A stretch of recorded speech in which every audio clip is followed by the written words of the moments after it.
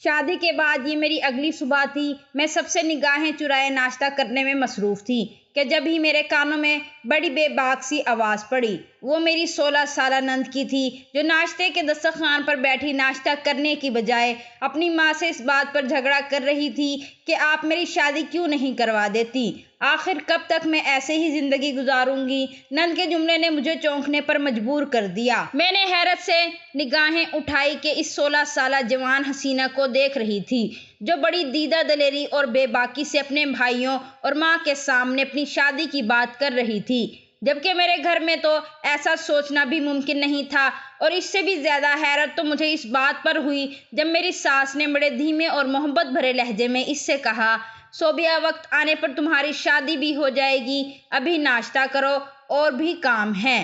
اگر میری ساس کی بجائے میری ماں ہوتی تو ایک زوردار تھپڑ میرے منہ پر پڑ چکا ہوتا کہ جوان بھائیوں کے سامنے بہن اس طرح کی بات کیسے کہہ سکتی ہے، لیکن یہاں تو یہ معاملہ تھا۔ ساس کی بات سن کر وہ غصے میں ناشتے کی پلیٹ پٹکتے اپنے کمرے میں چلی گئی تھی۔ میں نے ایک نظر اپنے شوہر اور باقی کے بھائیوں پر ڈالی تھی جو سب کے سب ناشتہ کرنے میں مصروف تھے، جیسے ہی ان کی نظر میں یہ کوئی خاص بات نہ ہو، جبکہ اپنی نند کے منہ سے ایسی باتیں سن کر تو مجھے شرمندگی کا احساس ہوا تھا۔ میں نے خاموشی سے ناشتہ کیا اور جب کمرے میں واپس آئی تو اپنے شوہر سے پوچھا، سائم یہ سب کیا تھا؟ تمہاری بہن ابھی 16 سال کی ہے اور وہ اس طرح سب کے سامنے اپنی شادی کے لیے بےتاب ہو رہی تھی کہ یہ کوئی اچھی بات تو نہیں ہے۔ جوان لڑکیوں کے منہ سے ایسی باتیں زیب نہیں دیتی، کوئی سنے گا تو کیا کہے گا۔ جو میرے منہ میں آیا میں نے اپنے شوہر کے آگے کہہ دیا تھا، اور پھر یہ دیکھ کر میں حیران رہ گئی کہ میرے شوہر کے چہرے کے تاثرات تن گئے تھے۔ وہ غصے سے میری طرف دیکھتے ہوئے کہنے لگے کہ صوبیہ کے حوالے سے کوئی بات نہ کرنا، وہ ہم سب کی چھوٹی اور لاڈلی بہن ہے، شادی کرنا کوئی غلط بات تو نہیں ہے، ابھی کم عمر ہے، جب اس کی مناسب عمر ہو جائے گی تو ہم خود اس کی شادی کر دیں گے، لیکن تمہیں اس سے بات کرنے کی بھی ضرورت نہیں ہے۔ سائم کی باتوں نے تو مجھے حیران کر کے رکھ دیا تھا۔ بجائے اپنی بہن کو سمجھانے کے، اسے صحیح اور غلط بتانے کے، وہ مجھے کہہ رہے تھے کہ مجھے خاموش ہو جانا چاہیے۔ میں نئی نویلی دلہن تھی، اسی لیے شوہر کا غصہ دیکھ کر چپ کر گئی، لیکن رات کو ولیمے کے بعد جب گھر واپس لوٹے تو اس کی چیخنے چلانے کی آواز آنے لگی۔ وہ بہت زور زور سے کہہ رہی تھی کہ بھائی نے اپنے ولیمے پر اتنا پیسہ لگایا ہے، لیکن جب میری شادی کی بات آتی ہے تو سب کو سانپ سونگھ جاتا ہے۔ اس کے لفظوں نے مجھے ہکا بکا کر دیا تھا۔ وہ تو بے شرمی کی ساری حدیں پار کر رہی تھی، جبکہ کچھ دیر پہلے ہی وہ اپنے کمرے میں بالکل ٹھیک ٹھاک گئی تھی۔ صاحب نے بھی اس کی بات سن لی تھی۔ وہ میرے پاس سے اٹھ کر جانے لگے تو میں نے ان کا ہاتھ تھام لیا اور کہا، صوبیہ کو کیا ہوا ہے؟ وہ کہنے لگے، میں جا کر دیکھتا ہوں، تم پیچھے نہ آنا، خاموشی سے آرام کرو۔ پھر کافی دیر بعد وہ واپس لوٹ کر آئے اور صوبیہ کی چیخوں کا سلسلہ بھی تھم سا گیا تھا۔ میں نے پوچھا، آخر آپ کی بہن کے ساتھ مسئلہ کیا ہے؟ تو وہ چپ کر گئے، کوئی جواب نہ دیا۔ مجھے تو سمجھ نہیں آ رہا تھا کہ میری نند کے ساتھ مسئلہ کیا ہے۔ میں نے کسی بھی جوان لڑکی کو اس طرح اپنی شادی کے بارے میں بات کرتے نہیں دیکھا تھا۔ صوبیہ کے پاس تو ہر رات کرنے کو شاید یہی ایک بات تھی۔ میں اس گھر کی بڑی بہو تھی، باقی سارے بھائی چھوٹے تھے اور صوبیہ سب سے چھوٹی، شاید وہ لاڈ پیار میں بگڑ گئی تھی۔ کم سے کم مجھے تو یہی لگا تھا۔ اگلے دن صبح ناشتے کی میز پر پھر ہنگامہ ہو رہا تھا۔ پھر وہ ایک ہی بات کہہ رہی تھی کہ میری شادی کروا دے، مجھ پر رحم کرے، میرے لیے اس طرح رات گزارنا بہت مشکل ہو چکا ہے۔ پر آپ لوگوں کو مجھ پر رحم کیوں نہیں آتا؟ میں ساری رات بستر پر تڑپتی ہوں، آخر میں کب تک اذیت برداشت کروں گی؟ میری ساس پھر اسے سمجھانے کی کوشش کر رہی تھی اور پھر وہ الٹے پاؤں پٹکتے ہوئے اپنے کمرے میں چلی گئی۔ اس کے بستر پر تڑپنے والی بات نے تو مجھے شرم سے پانی پانی کر دیا تھا۔ دیوروں کے آگے ایسی بات سن کر میں نظر اٹھانے کی ہمت نہیں رہی تھی، جبکہ وہ سب نارمل انداز میں بیٹھے ناشتہ کر رہے تھے اور مجھے یہ سب کچھ نامناسب لگ رہا تھا۔ ناشتے کی ٹیبل پر روزانہ اسی طرح کا ہنگامہ ہوتا تھا۔ میں نے اپنی ماں کو بھی فون پر یہ بات بتائی تو کہنے لگی کہ 3 بھائیوں کی اکلوتی بہن ہے، اسی لیے بگڑ گئی ہوگی، لیکن تم اس کے ساتھ کوئی ایسی ویسی بات نہ کرنا اور نہ ہی اس معاملے میں پڑنا، ایسا نہ ہو کہ سائم کا دل تمہاری طرف سے کھٹا ہو جائے۔ بہن کتنی ہی بری کیوں نہ ہو، بھائی کا دل ہمیشہ اس کے لیے نرم ہی ہوتا ہے۔ اماں کی بات کو میں نے پلو سے باندھ لیا تھا اور خاموشی سے بڑی بہو ہونے کے ناطے گھر کی ساری ذمہ داریاں سنبھال لی تھیں۔ کھانا پکانے سے صفائی تک سارا کام میرے حصے میں آ گیا تھا۔ सोबिया सारा दिन अपने कमरे में बंद रहती और जब भी कमरे से बाहर निकलती तो इतना हंगामा करती कि मैं हैरान रह जाती। इसकी बस यही बात होती कि मेरी शादी कब होगी, आप लोग मेरी शादी क्यों नहीं करते, मैं बहुत तड़पती हूँ, मुझसे अब रहा नहीं जाता। मेरी शादी को ऐसे ही महीना गुजर गया। इस एक महीने में मेरे और साइम के दरमियान काफ़ी अंडरस्टैंडिंग हो चुकी थी। इसीलिए मैंने साइम से कहा कि अपनी बहन का इलाज करवाओ, मुझे तो ये कोई जहनी मरीज़ा लगती है। क्या फिर इसकी दोस्तें ठीक नहीं हैं? साइम कहने लगे, मैंने तुम्हें पहले भी कहा था कि सोबिया के मामले में मत पड़ो, वो जाने और अम्मा जाने। अगर अम्मा चाहेंगी तो हम इसकी शादी भी करवा देंगे, लेकिन अम्मा की नज़र में अभी वो कम उम्र और नादान है, और वैसे भी इस उम्र की लड़कियां ऐसी बातें ही करती हैं। मैंने साइम को कहा कि नहीं, इस उम्र की लड़कियां ऐसी बातें नहीं करती, ऐसी बातें तो बेहया लड़कियां करती हैं, जिन्हें बाप भाई का लिहाज ना हो, जिनके अंदर हया बाकी ना बचती हो। कैसे वो अब भाइयों के आगे अपनी शादी का जिक्र करती है। इसके चेहरे पर जरा से भी शर्मो हया के तासुरात नहीं होते। मैं तो कभी अपने बाबा के सामने इस तरह की बात कहने का सोच भी नहीं सकती थी। साइम ने मेरे कंधे पर हाथ रखा और कहने लगा कि तुम सोबिया के बारे में कुछ ज्यादा ही सोच रही हो। मैंने हमारे हनीमून का प्रोग्राम बनाया है और सारा बंदोबस्त कर लिया है। मैं और तुम दोनों मिलकर अच्छी जगह घूमने जाएंगे तो तुम्हारा दिल भी लग जाएगा। शादी के बाद हम एक दूसरे के साथ अच्छी तरह वक्त ही नहीं गुजार सके। हनीमून के नाम पर मैं खुश हो गई थी और फिर मेरे शोहर ने सारा इंतजाम कर लिया। जिस रात हमें जाना था वो पहले सोबिया के कमरे में गए, कहने लगे कि मैं इससे मिलकर आता हूँ। मैंने साथ चलने की बात की तो मुझे रोक दिया। कहने लगे, इसका कुछ पता नहीं होता कि किस बात पर गुस्सा आ जाए, ऐसा ना हो चीखने चिल्लाने लगे या फिर अपनी शादी का जिक्र करे, फिर तुम मेरी बहन को बुरा कहोगी, इसीलिए आराम से कमरे में बैठ जाओ। साइम की बात सुनकर मुझे अपनी माँ की बात याद आई थी कि कुछ भी हो, बहन भाई के मामले में वाकई नरम दिल होते हैं। शायद मेरे शोहर को भी मेरा सोबिया को बुरा कहना अच्छा नहीं लगा था। जब भी वो मुझे कमरे में छोड़कर चले गए थे, फिर काफी देर बाद मेरे शोहर इसके कमरे से निकल कर आए तो इनके चेहरे पर बड़ी खुशी के तासुरात थे, जैसे कोई जंग जीत ली हो। मैंने हैरत से पूछा कि आपको क्या हो गया है, किस बात पर इतना खुश हो रहे हैं? मेरी बात सुनते ही मेरे शोहर के चेहरे की मुस्कुराहट सिमट गई थी। कहने लगे, कुछ नहीं, सोबिया का मूड अच्छा था तो मैं भी खुश हो गया। फिर इन्होंने मेरा सामान पैक करवाया और हम अगले ही दिन निकल गए। आने वाले 15 दिन हमने मरी में बहुत ही खुशगवार गुजारे थे। बर्फानी जगह और पहाड़ी इलाकों ने मेरी तबीयत पर बहुत अच्छा असर डाला था। मुझे साइम के साथ ज़्यादा वक्त गुजारने और इन्हें समझने का मौका भी मिला था। हमारी अरेंज मैरिज थी। मैंने शादी के बाद साइम को सही तरह से देखा था, इसीलिए अंडरस्टैंडिंग तो ना होने के बराबर थी, लेकिन यहाँ आकर मुझे इनके साथ बहुत वक्त कम मिला। मुझे अंदाज़ा हुआ था कि वो बहुत अच्छे हैं, लेकिन अपने काम और कारोबार को लेकर थोड़े परेशान थे। इनका कहना था कि कभी कभी पैसों का मसला हो जाता है। फिर वो कहने लगे कि कुछ ही अरसे की बात है, फिर तुम देखना सब कुछ ठीक हो जाएगा, और मैं भी इनकी इस बात पर मुतमईन हो गई थी। 15 दिन का ट्रिप मुकम्मल करके हम खुशी खुशी वापस लौटे थे, लेकिन जैसे ही घर में दाखिल हुए तो वहाँ सोबिया की चीखों ने हमारा इस्तकबाल किया था। मेरा अच्छा भला मूड एकदम ही गारत हो गया था और वो वही रट लगा कर बैठी थी कि बस अब मेरी शादी होनी चाहिए। भाई की भी तो शादी हो गई है, वो भाभी को लेकर घूमने चले गए हैं, लेकिन मेरी शादी पर सबको एतराज है। भाई लाखों पैसा खर्च कर सकते हैं लेकिन मेरी शादी नहीं कर सकते। ये सुनकर मुझे बड़ा बुरा लगा था कि वो मुझ पर और मेरे शोहर पर नजर लगाकर बैठी हुई थी। मेरा शोहर अपनी मेहनत की कमाई से लेकर गया था तो इसे क्या एतराज था। अब तक मैं इसे मासूम और नादान समझ रही थी कि शायद सबके लाड प्यार में वो ऐसी हो गई है, लेकिन अब वो मुझे बहुत ही चालाक नंद लग रही थी जिसे मेरी खुशियों से हसद हो।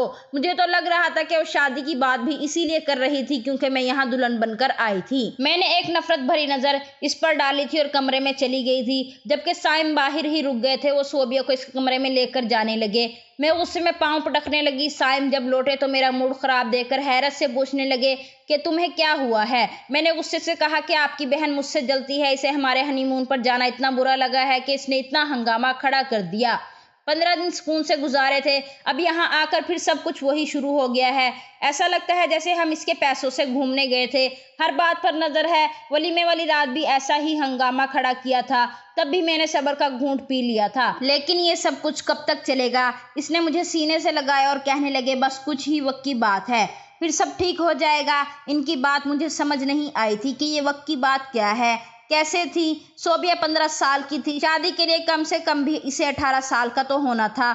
2 साल मजीद इसे झेलना मुझे भी तो मुश्किल लग रहा था, क्योंकि दिन रात किसी भी वक्त वो चीखना चिल्लाना शुरू कर देती थी। फिर इसकी बातें भी बड़ी बेबाक होती थी। एक दिन मैं बावर्ची खाने में काम कर रही थी, वो मेरे पास आ गई। आमतौर पर मेरी सास इसे मुझसे दूर रखती थी और खुद भी इसके साथ इसके कमरे में ही रहती थी, लेकिन सास शायद नहाने गई हुई थी, इसीलिए सोबिया को मौका मिल गया था और वो कमरे से निकल आई थी। इसने मुझसे अजीब सा सवाल किया, कहने लगी, आप भाई के साथ खुश हैं? क्या भाई आपको वक्त देते हैं? मैंने कहा, हाँ, तुम्हारा भाई बहुत अच्छा है। मेरी बात सुनकर इसके चेहरे का रंग बदल गया। खुश होने के बजाय मुझे इसके चेहरे पर एक अजीब सी नफरत नजर आई थी, जैसे इसे मेरी बात का बुरा लगा हो। फिर इसने एकदम ही ऐसा सवाल किया कि मेरे 14 तबक रोशन हो गए। कहने लगी, आपको पता है आपके पास कभी बच्चे नहीं हो सकते, आप माँ नहीं बन सकती क्योंकि भाई इस काबिल नहीं है। इसकी बात सुनकर मेरे रोंगटे खड़े हुए थे। मैंने गुस्से में कहा कि तुम्हारा दिमाग तो ठीक है सोबिया, कैसी बातें कर रही हो तुम? अभी 15 साल की हो, तुम ये ऐसी बातें कहाँ से आती हैं? और वो धीरे से मुस्कुराई और कहने लगी, कुछ अरसा बाद आपको भी पता चल जाएगा कि मैं सच कह रही हूँ। जब आप माँ नहीं बन पाएंगी, इस घर का कोई भी मर्द बाप नहीं बन सकता, सबके सब नामर्द हैं। ये सुनना था कि मैंने एक जोरदार थप्पड़ इसके मुंह पर मारा और इसे कहा कि अपने कमरे में चली जाओ। बहुत मुश्किल से मैंने तुम्हारी बात बर्दाश्त कर ली है, तुम्हारी जगह कोई और होता तो मैं जान ले लेती। वो मेरा हाथ झटकते हुए कमरे में चली गई थी और मैं अपनी जगह हैरान परेशान खड़ी रह गई थी। ये कैसी बेशर्म लड़की थी जो अपने ही भाइयों के बारे में ऐसी बात कर रही थी, ना इसे कोई डर खौफ था। बड़ी मुश्किल से मैंने खाना तैयार किया और फिर जैसे ही साइम आए तो मैंने इन्हें ये वाली बात बताई कि इनकी बहन ने कैसे इन्हें नामर्द कहा है। मेरी बात सुनकर इसने गहरी सांस भरी और कहने लगे, बच्ची है, इसकी बातों को दिल पर ना लिया करो, पता नहीं इसे क्या हो गया है, क्यों ऐसी बातें करती है। तुमसे इसीलिए कहा था कि इससे दूर रहा करो। मैंने गुस्से में कहा कि मैं इसके पास नहीं गई, वो बावर्ची खाने में आई थी। पता नहीं इसके अंदर कौन से जज्बात हैं जिन्हें आग लगी हुई है। मुझे तो लगता है कि किसी के साथ चक्कर चल रहा है, जब ही तो आपकी माँ सारा वक्त इसके साथ इसके कमरे में रहती हैं, इसे तन्हा नहीं छोड़ती। मैंने बगैर शोहर का लिहाज किए सोबिया के हवाले से ऐसी बात कह दी थी। फिर मुझे एहसास हुआ था कि मेरे शोहर को ये बात बुरी लग सकती है। मैंने इनकी तरफ देखा तो वो मोबाइल फ़ोन में मसरूफ़ हो गए थे। किसी की कॉल आ गई थी। मुझे तसल्ली हो गई कि इन्होंने मेरी बात नहीं सुनी, लेकिन मुझे सोबिया से नफरत हो गई थी। इसने कैसे कह दिया था कि मेरे बच्चे नहीं हो सकते, जबकि मुझे बच्चे बहुत पसंद थे। इसी तरह मेरी और साइम की शादी को 4 महीने पूरे हो गए। ये 4 महीने मैंने सोबिया को बहुत ज़्यादा झेला था। हर वक्त इसकी चीखों पुकार, शादी के लिए शोर शराबा, घर का माहौल ही ख़राब रखता था। एक दिन मैंने गुस्से में साइम से ये तक कह दिया कि या तो इसकी शादी करवा कर इसे रुखसत करवा दें या फिर किसी पागल खाने में दाखिल करवा दें, वरना मैं पागल हो जाऊंगी। मेरी बात सुनकर वो मुस्कुरा दिए थे और कोई जवाब नहीं दिया था। रोज़ाना रात में भी ये तमाशा लगा कर रखती थी। ना जाने क्यों इतना चीखती चिल्लाती थी कि मेरे लिए सोना भी मुश्किल हो जाता था।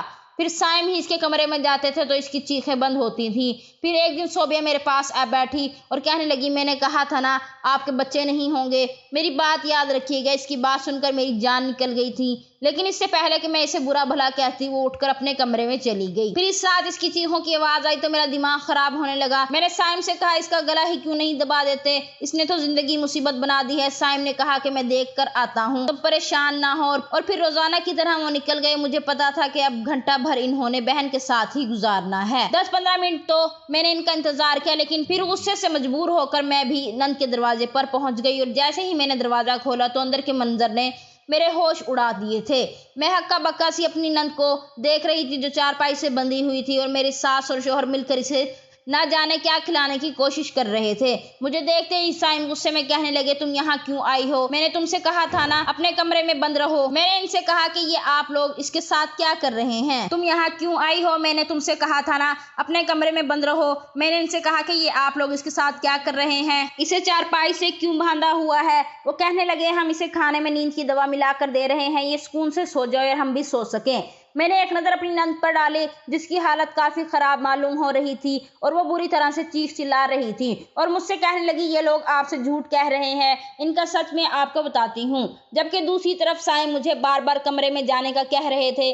मेरी समझ में नहीं आ रहा था कि मैं क्या करूँ और फिर मैं कमरे के अंदर दाखिल हो गई। मैंने इनसे कहा कि इसे आज़ाद कर दें, रस्सियाँ खोलें। आखिर कोई जवान बहन के साथ ऐसा सलूक कैसे कर सकता है? इसके साथ जो भी मामला है हम इसे हल करने की कोशिश कर सकते हैं, लेकिन ये सब गैर इंसानी सलूक है। मेरे दिल में इसके लिए लाख नफरत से, लेकिन मैं इतनी संग दिल नहीं थी कि एक लड़की को इस तरह की हालत में देख सकती। और फिर मैंने लड़ झगड़ कर इसकी रस्सियां खुलवा दी थी। आजाद होते ही वो रोते हुए कहने लगी कि ये लोग मुझे अमल की हुई चीजें खिलाते हैं, ये लोग मुझ पर काला जादू करते हैं, जिसकी वजह से मुझे बहुत तकलीफ होती है और मैं चीखती चिल्लाती रहती हूँ, लेकिन इन्हें मुझ पर रहम नहीं आता। ये बस मुझे अजियत पहुंचाना चाहते हैं क्योंकि मैं इनकी सगी बहन नहीं हूँ और ये सारा कारोबार, सारी जायदाद मेरे नाम है, इसीलिए मुझे अपने पास रखना इनकी मजबूरी है। जिस दिन मेरी शादी हो गई ये सब कुछ इनके हाथों से निकल जाएगा, इसीलिए ये कभी मेरी शादी नहीं करवाएंगे, जबकि मेरे माँ बाप ने मरने से पहले ही मेरा रिश्ता मेरी फूफो के बेटे के साथ तय कर दिया था, मगर ये लोग वो रिश्ता भी तोड़ बैठे हैं। मैं इस घर से आज़ाद होने के लिए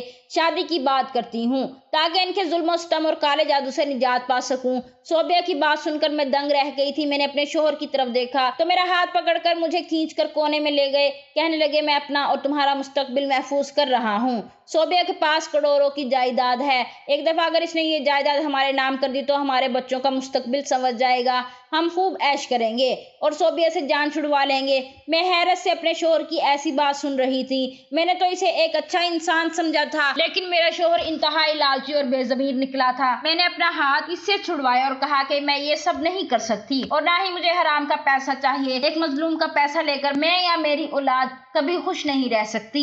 मैं सोबिया के पास गई और इससे कहा कि मैं तुम्हारी मदद करूंगी, मुझे सब कुछ बताओ। मेरे शोहर ने लाख मुझे रोकने की कोशिश की, लेकिन सोबिया ने मुझे बताया कि वो साइम की खाला की बेटी है और इसके वालिदैन के इंतकाल के बाद वो मजबूरन इस घर में आई थी, लेकिन इसे ये नहीं मालूम था कि ये लोग इतने बुरे निकलेंगे। सबने इसकी जायदाद पर नजर जमाई हुई थी और इसकी जिंदगी को मुश्किल बना दिया था। वो अपनी खुशी से जायदाद इनको देने को राजी नहीं थी, क्योंकि इसे मालूम था कि जिस दिन इसने अपनी जायदाद इन लोगों के हवाले कर दी ये लोग इसे जान से मार देंगे। इसीलिए ये लोग इस पर जादू करते थे ताकि वो तकलीफ और अजियत का शिकार रहे और एक दिन तंग आकर खुद ही अपना सब कुछ इनके हवाले कर दे। अभी भी ये लोग किसी न किसी बहाने से इसका पैसा हथियाते रहते थे। वो कहने लगी कि आपकी शादी के लिए भी इन लोगों ने कई लाख रुपए मेरे अकाउंट से निकलवाए थे और फिर हनीमून पर जाने से पहले भी भाई ने मुझसे एक बड़ी रकम का चेक साइन करवाया था।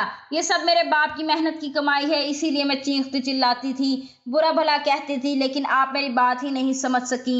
आप मुझे खुद बताएं, जो लोग काला जादू करते हैं वो कैसे औलाद पा सकते हैं? ये बात तो सबको ही पता है कि काला जादू करने वालों की औलाद नहीं होती और यही बात मैंने आपसे इस दिन कहनी चाही थी, लेकिन आपने मेरी बात नहीं समझी थी। सोबिया की बात सुनकर मेरे रोंगटे खड़े हो गए थे, क्योंकि वाकई वो बिल्कुल ठीक कह रही थी। मैंने भी यही सुना था कि जो लोग काला जादू करते हैं वो बे औलाद रह जाते हैं और शोहर तो ना सिर्फ काला जादू कर रहा था बल्कि एक यतीम का हक खाने की कोशिश भी कर रहा था। फिर इसकी झोली में कोई खुशी कैसे आ सकती थी? मैंने इसी वक्त अपने शोहर से कहा कि अगर आपने अब सोबिया के साथ कुछ भी गलत किया तो मैं पुलिस को इत्तला कर दूंगी। साइम मुझसे मोहब्बत करने लगे थे। वो मुझे समझाने लगे कि मैं इस मामले से दूर रहूं, लेकिन अब मैं इनकी एक भी सुनने वाली नहीं थी। मैंने अपनी सास और शोहर दोनों को कह दिया था कि अगर किसी ने भी सोबिया के साथ जबरदस्ती की तो अच्छा नहीं होगा।